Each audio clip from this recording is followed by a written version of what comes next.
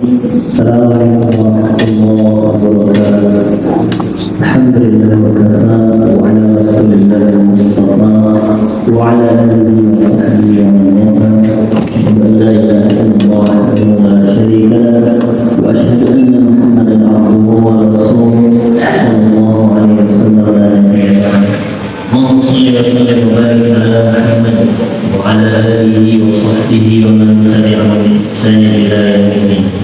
Allah Ta'ala ya ayyuhalladzina amanu taqullaha haqqa tuqatih wa la tamutunna illa wa antum muslimun. Hadirin yang dirahmati Allah, terutama senantiasa kita terus bersyukur kepada Allah Subhanahu wa Ta'ala dengan hari ini Maha mesti kita nikmat dan karunia sudah kita akan melaksanakan salat maghrib sebagai salat dan salam ala Nabi sallallahu alaihi wasallam sayyidil anbiya wal mursalin berdoa memohon jauh daripada sebelumnya menuju ke zaman yang akan.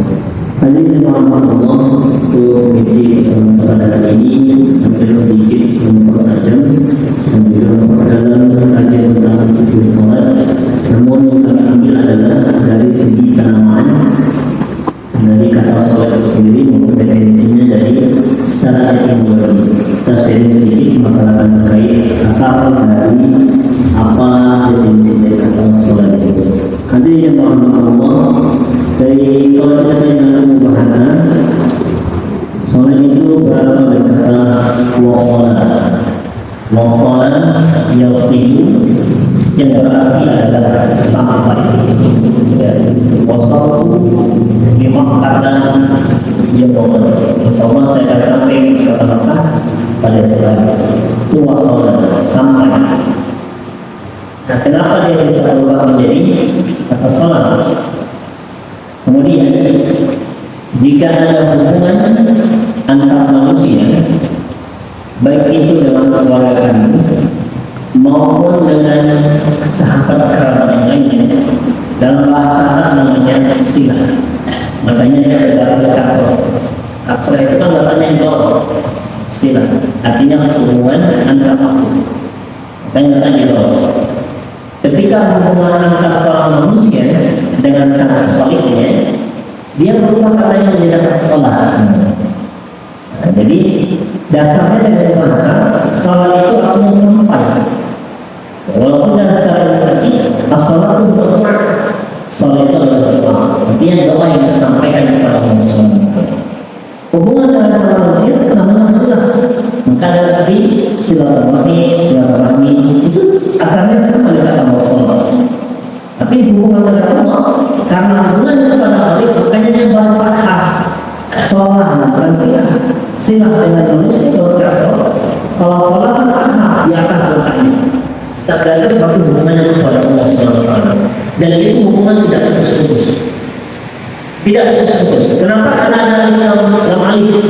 Kata salat itu ada dalam alif. Kalau kita ada dalam Quran itu ada isinya banyak. As-salat itu menggunakan dalam alif. Lam plus hamzah dengan alif ini. Dan dia berhubungan dengan Allah Subhanahu wa Ta'ala. Konennya itu artinya selalu dan tidak pernah terputus. Artinya tidak mampu. Pasca kita dari sholat ini kita lakukan setiap 5 kali dalam satu hari. Itu selalu mengingatkan, bukan berarti setelah subuh udah nggak ada sholat lagi. Tidak. Berarti belum sampai kita yang ini. Maka pasca dari kita sholat, kita harus menjadi Nabi SAW berpikir astagfirullahaladzim. Kenapa tidak ada istighfar? Karena bisa jadi ketika kita sholat belum sampai pada kita berdoa. Tadi saja mungkin kita ada yang sampai 70%, 80% ingatannya. Sudah kita kemana persen ingat yang lain. Nah itulah setan menggunakan itu tadi. Makanya pasca dari sholat sunnahnya kita yang fadlullah katamu. Idza qadaytumus sholata fadlullah.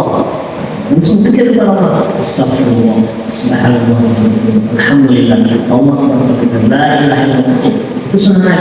Karena untuk menanggapi kekurangan yang ada dalam sholat kita. Nah, setelah zikir itu apakah sudah putus? Tidak.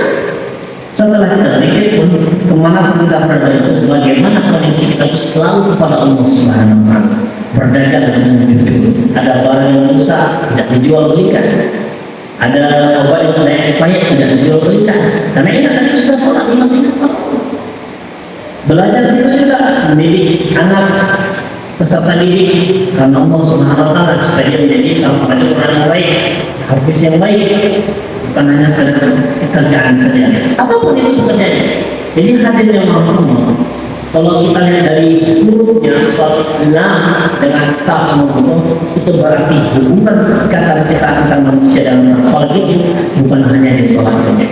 Zuhur, asar, maghrib, isya itu adalah titik-titik mengingatkan kita saja bahwasanya kita harus ingat kepada Allah SWT. Karena bisa jadi di antara salat itu ada makanya itulah hebatnya semua Nabi dan Rasulullah terakhir yang dimana walaupun dibuat kewajiban yang kelima dalam satu hari ya 5 kali, tapi nilainya sama tersolat 50 kali dalam satu hari. Kayak dari seorang anak yang 10 itu menjadi hasanati falahu asyru. Siapa yang melaksanakan satu kebaikan saja, dia mendapatkan 10 kali lipat. Hanya setiap kita sholat 5 kali waktu, kalikan 10, 50 waktu. Sama seperti sholatnya Nabi Musa pada orang yang sebelum. Walaupun jenis sholat kita itu berbeda, intinya sholat kepada Allah Subhanahu wa taala. Maka hadirnya Allah yang ini kita harus tahu. Karena kalau kita tidak tahu dari konsep rasanya saja, bisa jadi salat yang kita lakukan ini itu hanya sebagai formalitas saja. Kita kalau belum paham, kemudian juga menjadi beban. Makanya di gambaran Al-Quran ayat 5 Baqarah itu kata Allah, "Wasta'inu bis-sabri was-salah, wa innaha lakabiratun illa 'alal khashiyin." Maka mintalah kepada Allah Subhanahu wa taala dengan sabar dan salat. Wa innaha lakabiratun, sungguh kata Allah, salat itu kan merasa berat. Kamu akan merasakan beban dalamnya kalau kita lupa. Kecuali apa kamu? Illa 'alal khashiyin, kecuali orang-orang yang khusyuk dan takut kepada Allah Subhanahu wa taala.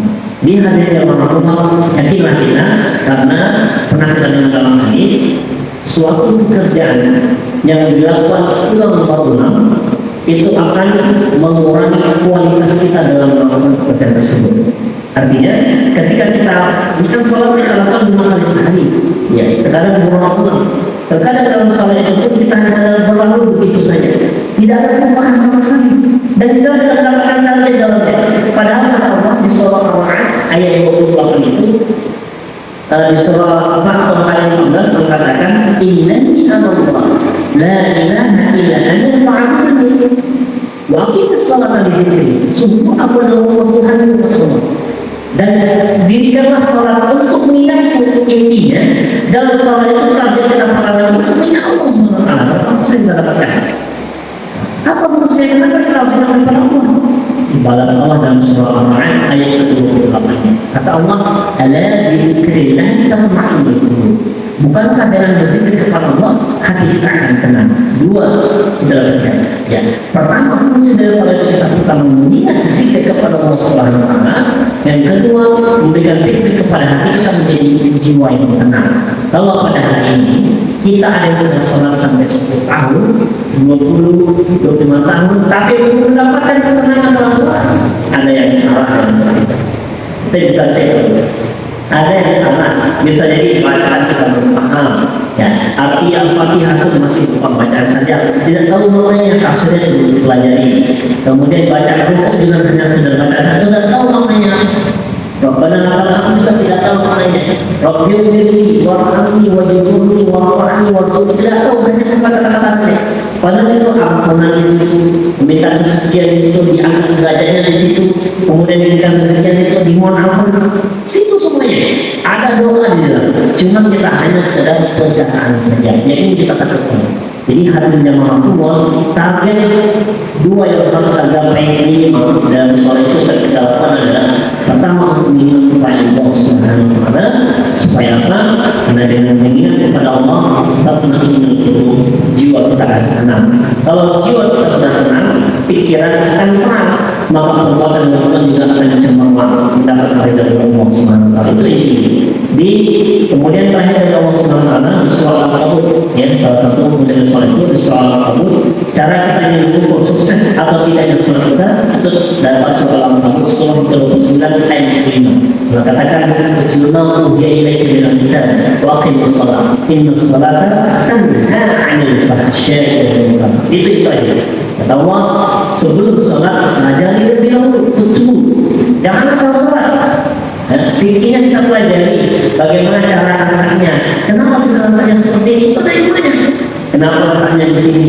Kenapa angkatnya seperti? Kenapa harus lurus semuanya? Kegiatan baik itu bacaan, ucapan, lisan dari kita, kemudian perbuatan kita dalam sholat itu semuanya ada ilmunya. Maka kata Allah, cuma pelajari itu. Karena bisa jadi setelah Allah pelajari dan mengodinkan sholat inna salata tanha 'anil fahsya'i, bisa mencegah kita melakukan perbuatan keji dan munkar. Mohon maaf hadirin Allah jika pada hari ini kita banyak orang Indonesia yang mungkin seharusnya muslim tapi masih juga melakukan perbuatan yang buruk, saling mencemooh, saling mengejek, saling membunuh, saling membuat kerusuhan dan lain sebagainya, memfitnah, membuat kebohongan dan lain sebagainya. Itu berarti ada yang salah cara dia ibadah kepada Allah. Karena cara yang tepat kita menilai jika saja yang lebih kita itu langsung fikih sholat itu betul-betul diterapkan, itu insya Allah aman dan aman bagi kita. Karena fahsya munkar, dua jenis kejahatan yang dari dua manusia. Fahsya nafsu dari perut ke atas, perut ke bawah. Munkar berarti nafsu dari perut sampai ke atas. Itu munkar. Makanya dari perbuatan itulah yang bisa menilai seorang jika betul sholatnya. Tapi kalau ada orang sholat masih melakukan yang pasal di munkar juga, berarti ada yang salah dengan sholat. Harus belajar tadi. Itulah untuk mengintrospeksi dia, khususnya setiap sholat yang kita lakukan. Kenapa hanya Allah? Karena sholat ini adalah kegiatan yang kita rutin di setiap hari, maka sebaiknya kita pelajari terus menerus, jangan pernah putus. Karena pasti aja tidak ada yang kita dapatkan ataupun mungkin masih ada kurang ilmu kita perlu. Maka perlu kita pelajari fikih tentang sholat. Masih banyak buku para ulama kita baca. Dari mana yang semua ada dari YouTube semuanya. Pada dalam video yang mulai kita ada tentang cara sholat sesuatu sholat. Sudah difasilitasi. Tinggal kita belajar lagi. Wallahu a'lam bishawab. Mudah-mudahan dari sampai hari ini bermanfaat untuk kami memberikan. Ingat kita masih ada bulan Syawal. Syawal artinya adalah bulan peningkatan amalan yang Allah bagaimana sebelum menyelesaikan proses Syawal segera dijelaskan karena masih ada waktu. Boleh dengan bersih Kamis, boleh berkat dan boleh dengan juga. Subhanallahumma wa bihamdika asyhadu an la ilaha illa anta astaghfiruka wa atubu ilaik. Assalamualaikum warahmatullahi wabarakatuh.